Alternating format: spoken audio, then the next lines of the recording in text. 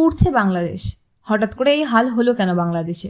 2024 বাংলাদেশ কোটা সংস্কার আন্দোলন।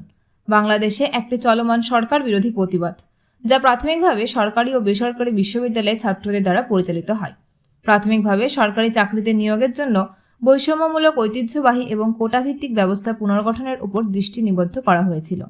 আন্দোলনটি একটি কর্তৃত্ববাদী সরকার হিসেবে অনেকের ধারণার বিরুদ্ধে প্রসারিত হয়েছিল, যখন শত শত বিক্ষোভকারী এবং বেসামরিক লোক, যাদের বেশিরভাগই ছাত্র, নিহত হয়েছিল।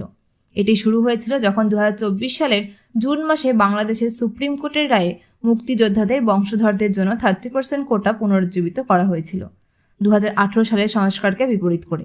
শিক্ষার্থীরা মেধার ভিত্তিতে এই সীমিত সুযোগ অনুভব করে। কোটা পদ্ধতির প্রতিক্রিয়া হিসাবে প্রাথমিকভাবে শুরু হওয়া এই বিক্ষোভটি বিশ্ববিদ্যালয়ের ক্যাম্পাসে সীমাবদ্ধ ছিল। সরকারের কঠোর হস্তের সহিংস প্রতিক্রিয়ার কারণে, সেই সাথে জনগণের অসন্তোষের কারণে দ্রুত সারা দেশে ছড়িয়ে পড়ে।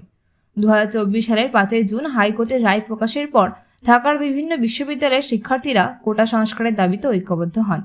প্রথমে আন্দোলন শুরু হওয়ার পর ঈদ ও গ্রীষ্মের ছুটির কারণে তা স্থগিত করা হয়।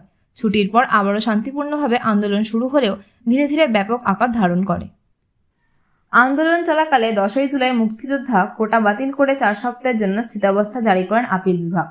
আদালতের রায়ের প্রতিক্রিয়ায় শিক্ষার্থীরা বলেছেন, আন্দোলনের সঙ্গে আদালতের কোনো সম্পর্ক নেই।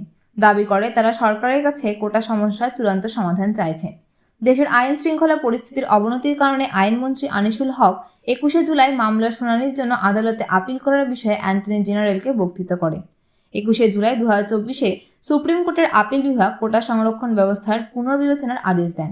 এতে সরকারি চাকরিতে 93% নিয়োগ মেধার ভিত্তিতে এবং 5% মুক্তিযোদ্ধা, শহীদ মুক্তিযোদ্ধা এবং বীরাঙ্গনাদের সন্তানের জন্য, 1% জাতিগত সংখ্যালঘুদের জন্য এবং 1% তৃতীয় লিঙ্গ ও প্রতিবন্ধীদের জন্য সংরক্ষিত রাখার নির্দেশ দেওয়া হয়েছে।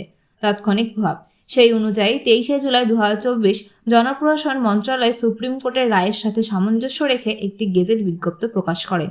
গেজেট পরবর্তী সংসদ সম্মেলনে আইনমন্ত্রী আনিসুল হক বলেন, সরকারি, আধা সরকারি, স্বায়ত্তশাসিত ও আধা সরকারি সব পদে সরকারি কর্মচারী নিয়োগের সময় নতুন কোটা পদ্ধতি অনুসরণ করা হবে।